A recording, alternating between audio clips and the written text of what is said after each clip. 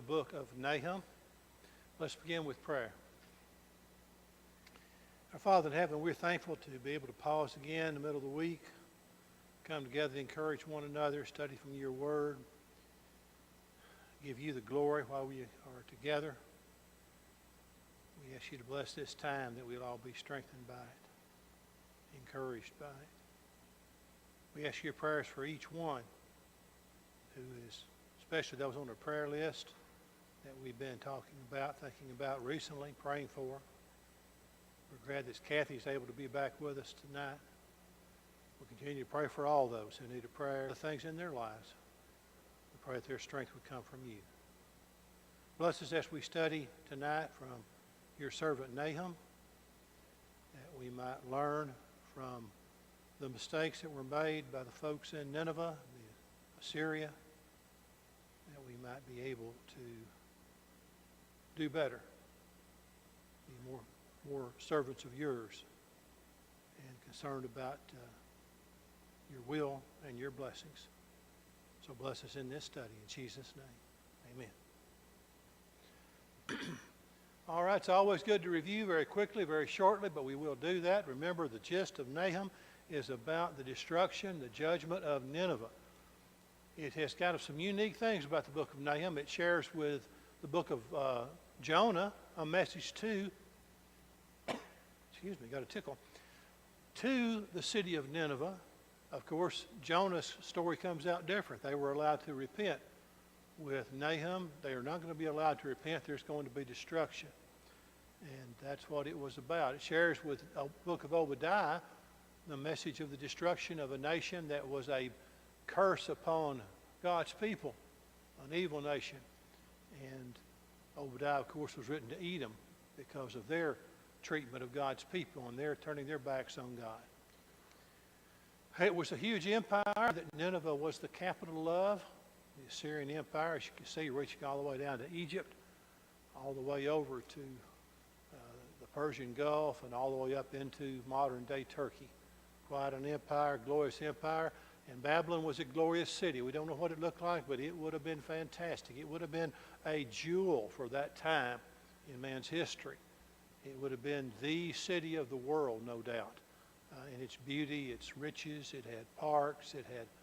It was just a pleasant place to live. And not every place back then, of course, was like that. It also had the river there, the Tigris, and another river that ran through it, plenty of water. In fact, they flooded sometimes. And because of that river, part of it they thought was pretty well protected from their enemies. Didn't work out that way. Nahum said, you're going to be destroyed. It became desolate. It became a place where nobody even knew where it was for many, many centuries until about the mid-1800s. It is, to break down the book of Nahum, three basic ideas. The destruction of Nineveh was decreed, it was described, and it was deserved. We'll finish up the idea of described tonight, and then chapter 3 where we talk about it being deserved. Last week we were in chapter 2, the chapter which talks about it, how Nineveh was going to be destroyed, destruction described. Well, we talked about this first, but we're going to read it and then go on quickly to the next one. He who scatters has come up before your face. Man the fort, watch the road, strengthen your flanks, fortify your power mightily, for the Lord will restore the excellence of Jacob like the excellence of Israel, for the emptiers have emptied them out and ruined their vine branches. Two parallel messages there, one to Nahum that your end was close, one to God's people that you'll no longer be confronted, you'll no longer be persecuted, you'll no longer be paying tribute to the country of Assyria. Nineveh was going down. They were mocked there with the idea of, go ahead, man, watch, strengthen, fortify, do everything you can. It won't make any difference. So those imperatives were simply mocking Nineveh because Nahum knew what was going to happen. Now, we were talking about verses 3 and 4 as we ran out of time last week. The shields of his mighty men are red. The valiant men are in scarlet. These were the warriors that came from Babylon and the Medes and the Persians and the others who formed an alliance made up mostly of the Babylonians to overthrow Assyria And when they came, they were a terrible force. The chariots come with flaming torches in the day of this preparation. The spears are brandished. When you brandish something, you are holding it up for everybody to see in sort of a proud way. That's apparently the way that the Babylonian army did. It's like, we're here, you can't stop us, we're overrunning you. And it was sort of held up in defiance and mocking and in celebration. They brandished their spears. The chariots raised in the streets. They jostle one another in the broad roads. They seem like torches. They run like lightning. So if you can picture for yourself chaos in the city of Nineveh after the enemy gets inside, and then the Babylonians and the others in their chariots just going back and forth, destroying people, taking away the valuables, the treasure that they stored up for years. And it's just like streaks of lightning. Whoosh, here goes one. Whoosh, there goes one. The city was overrun with chariots of the enemy who were killing them, imprisoning them, taking away that which was formerly theirs, but of course which formerly belonged to other people because they had taken things away from other nations all around them. So this is the image that we have here. And we have the focus on the color red and the color scarlet. Two possibilities have been suggested by that. One was that the shields and everything that they had was probably covered with blood from the attack that they had made and the people that they had killed right there before them. That's a possibility. But it's also very possible, because what we know from archaeology, from history, that their shields were red, their chariots were either red painted or perhaps draped over with a kind of a cloth covering that was red. Partly decorative, partly perhaps to strike terror into the heart of the enemies. Here comes a red monstrous machine at you. Here comes a red shield towards you, and overwhelming picture. And I couldn't find a real good picture, but apparently this is sort of what it looked like. You see the red there. The horse is even decorated in red. This was back when they were hunting lions. Now it's a different picture. I read that there was one of them when they were actually conquering the city of Nineveh, but apparently that picture must be well kept because I couldn't find it on the internet. But I did find this. So this red and scarlet was also possibly, and I think probably more likely, representative of the shields, the things that they wore, the things they covered their chariots with. It was sort of a red blur coming in upon the inhabitants of Nineveh, and that's what Nahum is describing here of what was coming to them later on. Flashing steel, and the New King James says flaming torches. But any way you translate it, it is an awesome picture to be seeing, to be thinking about when you know that you're outnumbered, you're helpless, you're going to be overrun. Very overwhelming picture there. All right. Let's continue, verses 5 through 7. He remembers his nobles, they stumble in their walk. They make haste to her walls, and the defense is prepared. Again, we're not sure who this is talking about. Is it talking about the attackers, or is it talking about the people in Nineveh, the inhabitants and their nobles, and stumbling around? Could be either way. There could have been so much carnage, there could have been so many bodies laying around that literally the attackers were stumbling, trying to make their way into the city because of all the people that had been slain. It's also possible that the victims of the attack, the Ninevites, were also stumbling around in their walk because of all that had happened. So one or the other there. They make haste to the walls. Their defense is prepared.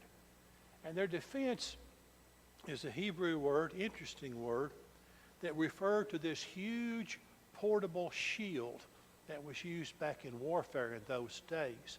You see, when you besieged a city, they would throw everything at you that they had. Arrows, spears, rocks, anything that could do damage to an attacking soldier. So as you approach that, your soldiers would have to be pretty brave, perhaps, if you were trying to get maybe, say, to a door, a gate, to try to break it open and get inside the city. So this word here that's simply called defense in the New King James represented this thing that they could literally roll in some way. And you've probably seen, ancient movies in which there was, Rome was at war, some nation was at war, and they're rolling one of these things up there. And what it was just a huge shield made out of wood. Didn't have to be too thick of a wood, just something to stop the rocks and the arrows and whatever else was thrown at them. And then the soldiers would be back behind that as they were rolling it up toward the gate to get them close to the city. So the defense on the outside was prepared as well. The gates of the rivers are opened and the palace is dissolved. And this could be either figurative or literal, they say. Some people think this was figurative, that this is a way of saying God just opened up the gates and basically let the Babylonians in, because it was his will that Nineveh be defeated. And that's certainly a possibility. There's also some history recorded. And remember, we were talking about history, a long time ago. It's not like picking up a history book from a few years ago that somebody wrote. But there is historical records that suggest that this was actually a time of flooding, that the Tigris River on the edge of the city, the Corsa River on the inside ran right through the center of the city of Nineveh, were both overflowing, and literally the water overflowing destroyed some of the gates. And when your gates are gone, then that's a way for soldiers to get in. Even though there's water there, your defenses are broken down. So perhaps the rivers assisted with that. Perhaps it was God, a way of saying figuratively, God let them in. Or perhaps God did it through the rivers. But anyway, that affected him. The palace was destroyed. It is decreed she shall be led away captive. She shall be brought up, and that she, the city and her inhabitants, the city of Nineveh, and her maidservants shall lead her as with the voice of doves beating their breasts. In other words, they were going to be suffering, sorrowing, grieving, and that was one of the ways of doing it, was beating your chest, a way of showing the sad state to which one you had become, part of the mourning process, not just in a case like this, but in others too. That was part of the ancient behavior. So the maidservants, the young women, were leading in the grieving over the city as they were destroyed, and as some would have been carried away into captivity themselves, just as they carried many others over in captivity. I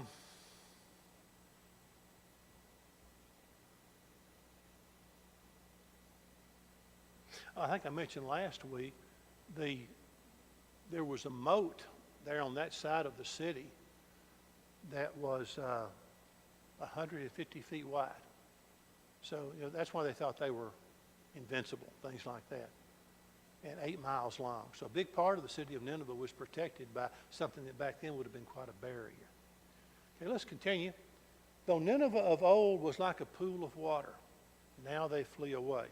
A pool of water back then was an image of, kind of like we have the idea of an oasis, in those desert parts of the world where water is not common, maybe rare, and you come to an oasis and there's growth, there's trees, there's food, there's water. It's a place of rest and peace, a place that you go to, and you're glad to be there. Well, Nineveh of old was like a pool of water, but now they flee away. Why? Because the city was coming down around them as the Babylonians were destroying the Assyrians and their city too. But no one look at a word there. Halt, halt, they cry, but no one turns back. Perhaps the halt, halt coming from the leaders of the city itself. And here's all their inhabitants fleeing. Rats off a sinking ship. We've got to go somewhere else. We don't want to be here. And their leaders are saying, wait, come back, defend the city, stay here, or whatever. But no one turns back because there's nothing to turn back for. It's just destruction. And now back to the perspective of the Babylonians. There is no end of treasure. Take spoil of silver, take spoil of gold. There is no end of treasure or wealth of every desirable prize. That's all of the tribute and the stolen riches that they had taken over many generations from the countries around them. So now it wasn't going to be theirs anymore. It was going to belong to the country that, or the countries, the soldiers that had overcome them. And she, the city of Nineveh, symbolic for the country of the empire of Assyria, she is empty, desolate, and waste. And they say there's a play on words here in the Hebrew that we can't get in English, because for us, empty, desolate, and waste isn't a play on words exactly. But the Hebrew words that are used could also be translated this way. She was plundered, she was pillaged, she was pilfered. That's what those words literally, the Hebrew words mean, and they're very similar, kind of like an alliteration that we have there with the P letters for those words. That was what was going to happen to it. The heart melts and the knees shake. Back to the inhabitants again. Much pain is in every side, and all their faces are drained of color. When your face is drained of color, you have just experienced something, you've just faced something, you've just seen something that just overwhelms you, that takes away perhaps even your ability to think clearly. You're so overwhelmed. And that's the way that the people of Nineveh were going to be when all these chariots were flying around them with their red on them and killing people and taking riches and all of that. They were probably in shock, many of them, because nobody thought that could ever happen to the city of Nineveh. Where is the dwelling place of the lions and the feeding place of the young lions, where the lion walked and the lioness, the lion's cub, and no one made them afraid? Remember that, and I'll show some more pictures in a minute, but remember they were really big into lions, right? The Assyrians were. And they would have lions with the head of a man on it, and maybe wings on the lion too, or maybe just lions. Some of their decorations, their architecture was just lions. And that was a big deal. And their favorite pastime of the king and the royal people was to go lion hunting. I showed you that frieze where he was actually shown, he was supposed to be killing a lion by himself by hand with some sort of spear. Well, that described the inhabitants of Nineveh. They were big, bad, and tough. They were like lions. But now where are they? What's happened to their dwelling place? Where the lions and their family, the lioness and the lion's cub, their wives, their children, they went around. Nobody was afraid. You didn't walk the streets of Nineveh afraid. You walked the streets of Nineveh with a confidence that wasn't justified. You thought nobody could ever get in here. So it had changed a lot, or it was going to change a lot, as Nahum's prophecy came true. The lion tore in pieces enough for his cubs, killed for his lionesses, filled his caves with prey, and his dens with flesh. That's what the Assyrian soldiers had done. That's what Nineveh had been before. And at this time, still were to some extent. Remember, this is something that is going to happen in the future. We don't know exactly when. We just know somewhere between 667 and 612, this was prophesied, probably somewhere closer to 612 BC, and it was going to happen in 612 BC when the Babylonians came. So an incredible change. And also the lion image was really not lost upon the Assyrians, because they were fierce like lions. They were savage. They were ferocious.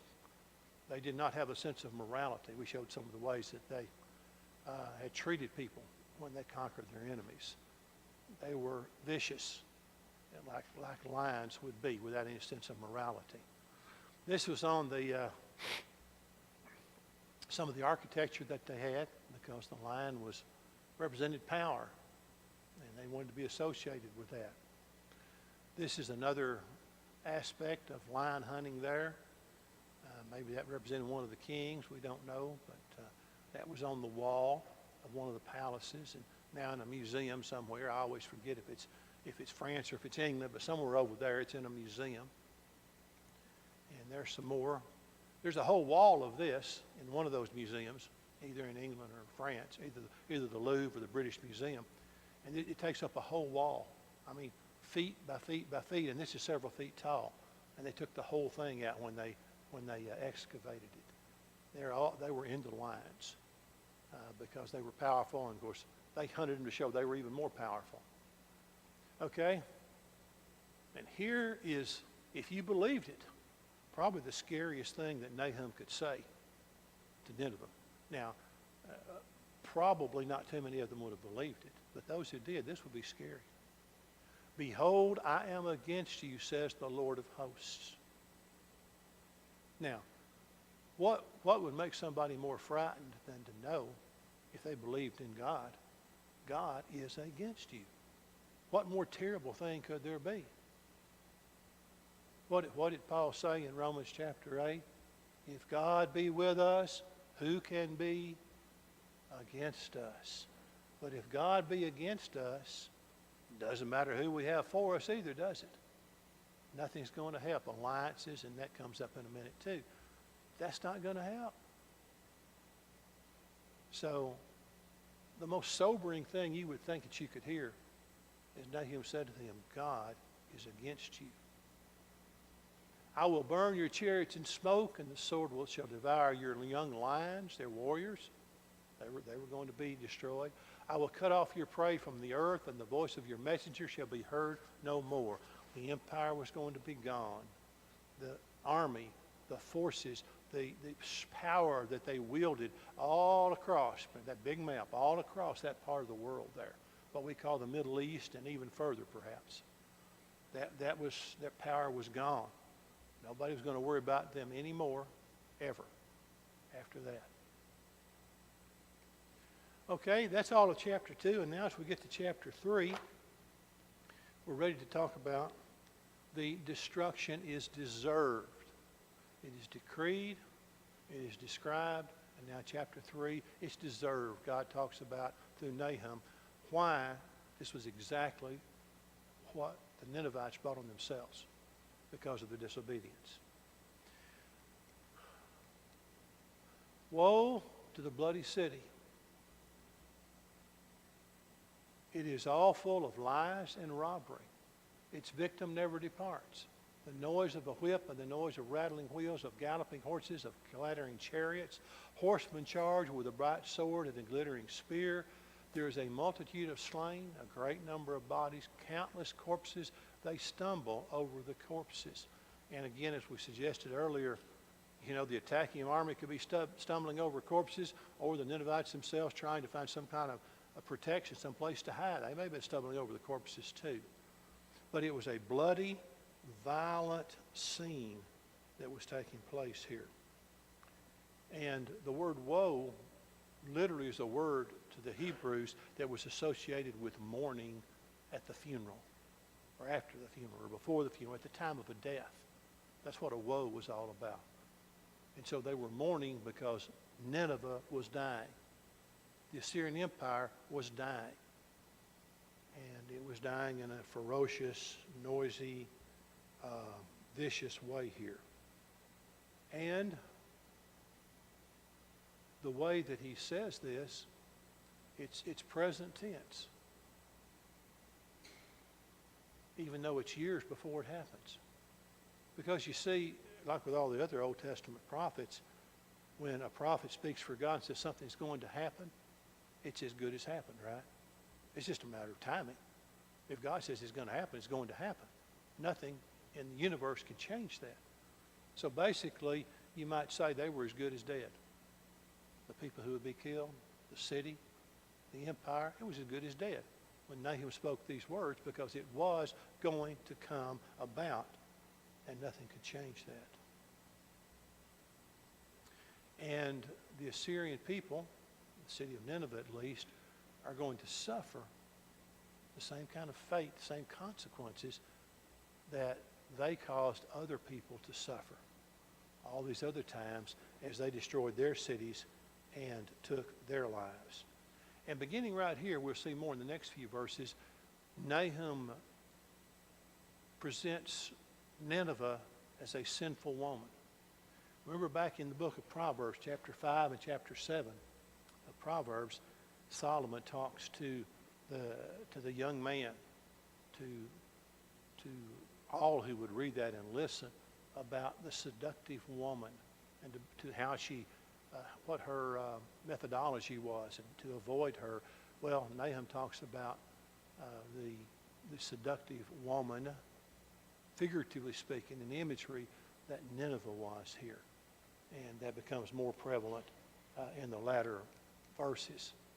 Now here, again, part of the archaeology that was uncovered, I don't know what year, sometime between the mid-1800s and today, is the area there at Nineveh was excavated. These are actual remains of people who were killed during that battle when Babylon came and destroyed the city of Nineveh. And they were at the Halzai Gate, one of the many gates around the city. And they were found at the excavation there at the Halzai Gate. And those were the remains.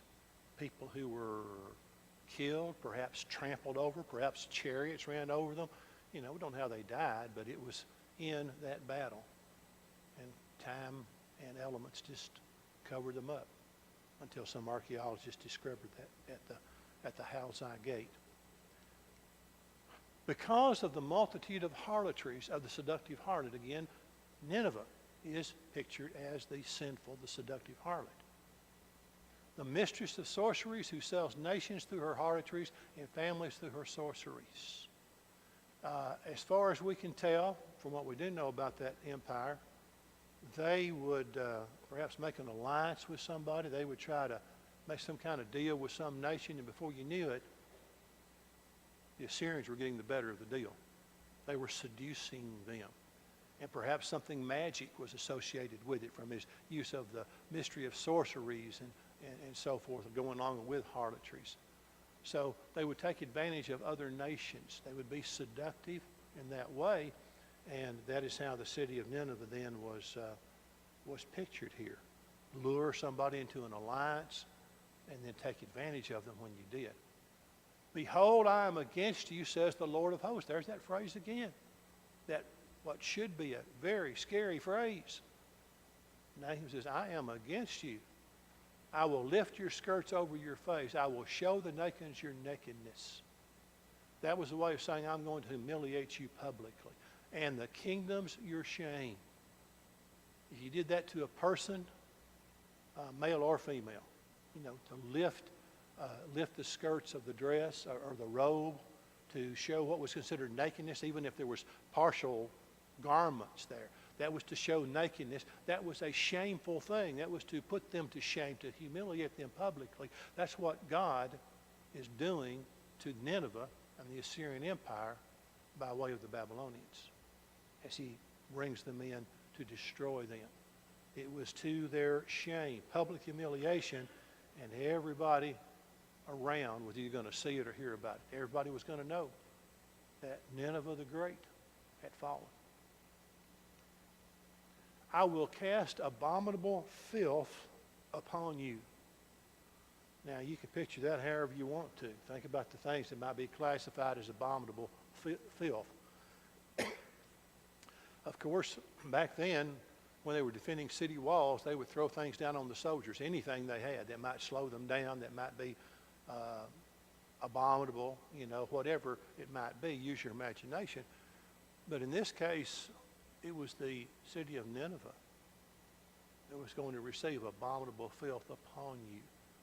And of course, there's a sense of the figurative there, probably even more so than the literal. But it was all about the shame that Nineveh was going to experience. That would be a shameful thing to have abominable filth thrown upon you. Make you vile, make you a spectacle. So public humiliation, a spectacle for everybody to see, embarrassed in every way that you could think to embarrass a people, of a city, a nation. It shall come to pass that all who look upon you will flee from you and say, Nineveh is laid waste. Who will bemoan her? Where shall I seek comforters for you? So everybody was going to turn their back on Nineveh and walked away. Bearing in mind, all the treasure was gone. All the gold and silver, the Babylonians and their allies, they took it out. It was gone. There was nothing to keep people in there. There were corpses upon corpses. There was a ruined city a city that was no longer protective to them. And so people walked away. That's why it was that barren desert that we saw in that picture until the 1800s. And who's going to say, man, I really feel sorry for Nineveh? Well, that's bad.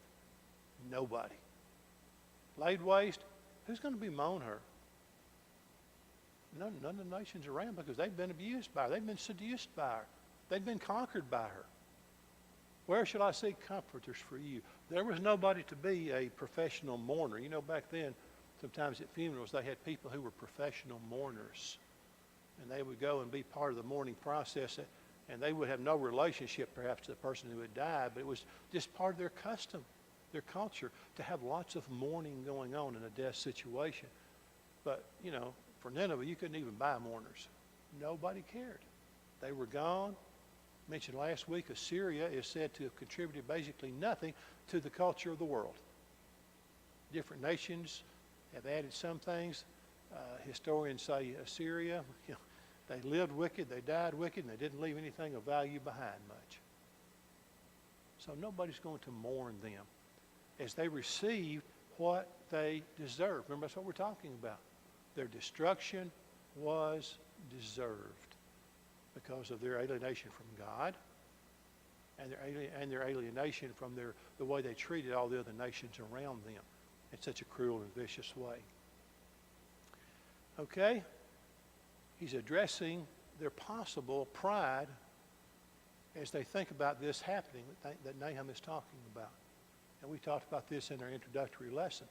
Are you better than Nahum, that was situated by the river, that had waters around her, whose rampart was the sea, whose wall was the sea? Now, this, remember, is how we date the book of Nahum. The city of Nahum, or Thebes, alongside the Nile River in Egypt, was conquered in 667 BC. That would be 55 years before Nineveh fell. But people still remembered that. It was a great victory. It was, you know, it was immortalized on some of those things that they have in museums now, that victory was. They were there. That king, if I can say his name again, Ashurbanipal, the imp of the empire of Assyria, had gone. He defeated them. Now, they were situated by the river, the Nile. That was the river back then, in that case. And they had water to protect them. What did Nineveh have? River to protect them, great big moat. And so Nahum, or Thebes, thought, hey, we're pretty well defended here. They can only come at us from one direction. We've got a big wall there. We got the river on the other side of us. We are unconquerable. And of course they knew that their own king, their own army had conquered that city. So why should they think that, you know, they're any better than that? They're going to be conquered too. Ethiopia and Egypt were her strength, and it was boundless. Put and Lubim were your helpers. In other words, they had allies. Ethiopia, or Cush, the Bible sometimes translates, Egypt, Put, and Lubim. Lubim thought to be what we call Libya today, Put, part of perhaps Ethiopia. But anyway, the nations around them were allies. They had strength. They had allies, just like Nineveh thought she did. But what happened? They were crushed. They were crushed by the Assyrians themselves. So Nahum says, just like they were crushed, you too will be crushed. Don't think you're too strong, too powerful, too well protected to prevent what I'm telling you is going to happen.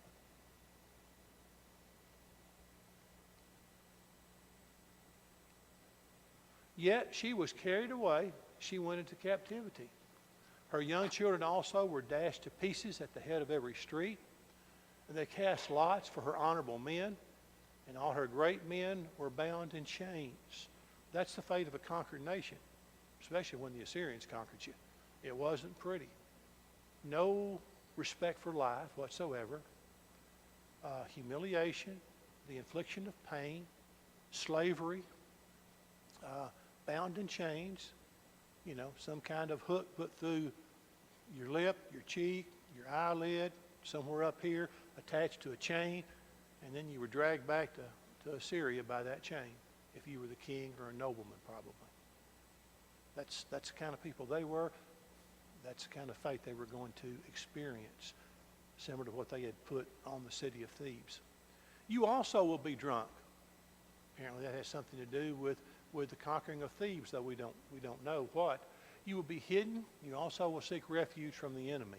In other words, you're going to be just as scared as they were. You're going to be looking for safety, trying to hide. You're going to be like drunk people. And some historians say that there was some drunkenness going on even inside Nineveh about the time that the Assyrian army came in and took it over.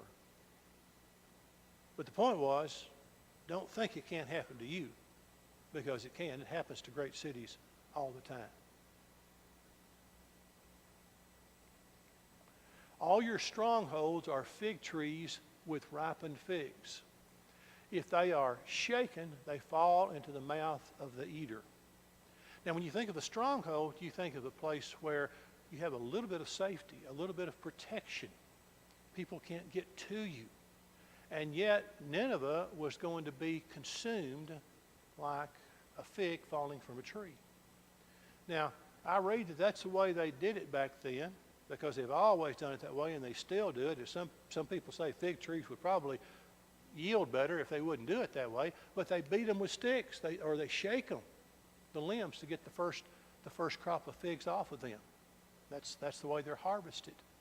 And it's possible for a fig tree, they say, in some cases, to grow at least 3 crops of figs a year. But the ones they really want are the ones they beat off the tree, or they shake off the tree. And here's the picture of it. Here's a stronghold, city of Nineveh, something that nobody could get inside of. They couldn't penetrate it. Okay, thought to be a stronghold, but what was going to happen was they figuratively are going to be just like those figs up on the tree, and you shake the tree, and down below there's one of the Babylonians ready to catch it in its mouth. You know how we throw popcorn up and we catch it sometimes, so we catch it in our mouth? Well, they're going to be under the fig tree when it was shaken, and that just fall down. And those figs coming off that tree representing the Ninevites hiding in a stronghold, thinking they were safe. And it wasn't true. That was the picture of their destruction, consumed by Babylon. Surely your people in the midst are women. Now, before any women get upset over this, okay, and think the wrong thing about this picture here, the women were not warriors back then, remember. The women weren't trained to fight. So you wouldn't expect a woman to make a great warrior. It was all the men who did that, all the fighting. So what Nahum is saying, what God's message is, your warriors, your great warriors that have run over all these other countries and all these other armies, are going to be as effective for protecting the city as a woman would who had never had any training being a warrior. That's the image there. You know, they're going to fight like a woman who is totally untrained in battle. That's all the good their warriors were going to do to them, or for them, when the Babylonians came. The gates of your land are wide open for your enemies. And remember, that turned out to be true. Whether it was flooding or something else, that's what happened. Fire shall devour the bars of your gates. And of course, there was burning and destruction inside after they got in. All right, let's see if there's anything else I want to say about that. We're getting close to the end. Oh, also, this has been suggested by one historian, and we can't know, but one has suggested that they were so safe and secure that that so many people had become effeminate. We're talking about males becoming effeminate here, that they didn't even make good soldiers. Now, whether we could ever prove that or not, I don't know, but that's been suggested because that was part of their perversions back then too, right? Just as somehow the circle has come all the way around, and it's accepted today even in our country.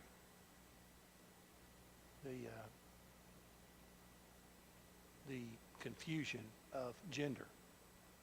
And so that possibly would explain some of what was said there by Nahum. We don't know which it was. But at any rate, they were of no protection against the Babylonians who were coming. There would be no salvation by their army. There would be no refuge. Their fate was for sure. Okay, we got 5 minutes, and we've only got a few verses left. I believe we'll work out just about right here. Okay, you remember earlier in chapter 2, in fact, where we started tonight, how Nahum was almost mocking them? You know, build your walls, fortify, be strong, and so forth. Well, here it is again. Draw your water for the siege. Fortify your strongholds. Go into the clay and tread the mortar. Make strong the brick kiln.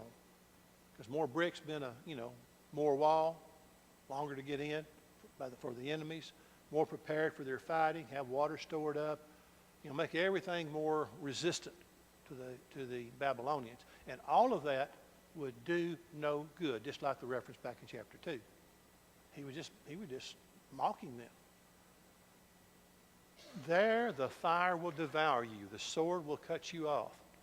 You see, it doesn't matter how strong your walls are, how thick they are, how tall they are, if your gates don't hold up. And that's what we understand happened to the city of Nineveh. Their gates were removed. So all the other did no good. It will eat you up like a locust. Remember the locusts traveled in huge groups, and when they went somewhere and then flew away, they'd eaten everything that could be chewed up by an insect, grass, tree bark, anything else they could get on. They were fearsome to have a locust swarm coming to you back then. Make yourself many like the locusts. Make yourself many like the swarming locusts. In other words, get as big an army as you can. He's mocking them again. Get it. Have a draft. Get everybody in the service. Every soldier you can. It won't do any good because God is against you. That's one of the keys in Nineveh. God is against you. We don't ever want God to be against us. That's what happened to Nineveh. Okay, you have multiplied your merchants more than the stars of heaven. They were a prosperous city for one reason. Well, I guess it probably was, a two-way thing.